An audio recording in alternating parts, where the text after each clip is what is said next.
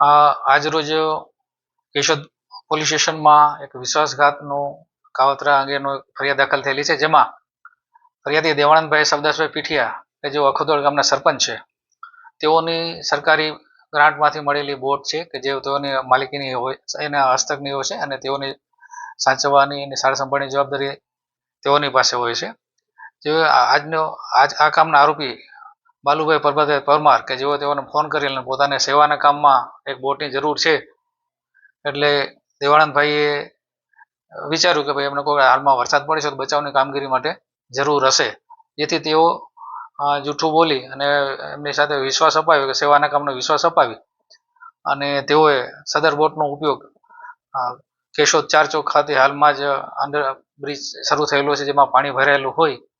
જેમાં પોલીસે બેરિકેડ પણ કરેલું હતું કે જેથી કોઈને જાનમાલની નુકસાની ન થાય, અંદર કોઈ ભૂલથી કોઈ પ્રવેશે નહીં. પરંતુ આમ આદમીના કાર્યકરો, જેમાં મુખ્ય પ્રવીણભાઈ પુંજાભાઈ રામ, પ્રવીણભાઈ બાલુભાઈ વણપરિયા, બાલાભાઈ રામભાઈ કાનગડ, પિયુષભાઈ લખુભાઈ સિંધવ, કિશોર શામજીભાઈ કોટેચા, જયસુખભાઈ પ્રેમભાઈ ફળદુ,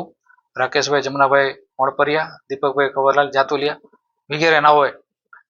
કાવતરું રચી અને સદર સરકારી બોટનો દુરુપયોગ કરી અને ત્યાં અંદર જે ગરનાળામાં પાણી ભરેલું હતું તેમાં પ્રવેશ કરી અને હોડીનો દુરુપયોગ કરી અને વિરોધ માટેનું પ્રદર્શન કરેલું હોય, જે અંગેની ફરિયાદ દેવાનંદભાઈએ કેશોદ પોલીસ સ્ટેશન રૂબરૂ આપતા કેશોદ પોલીસ સ્ટેશને ગુનો દાખલ કરી આગળની તપાસ હાથ ધરી છે.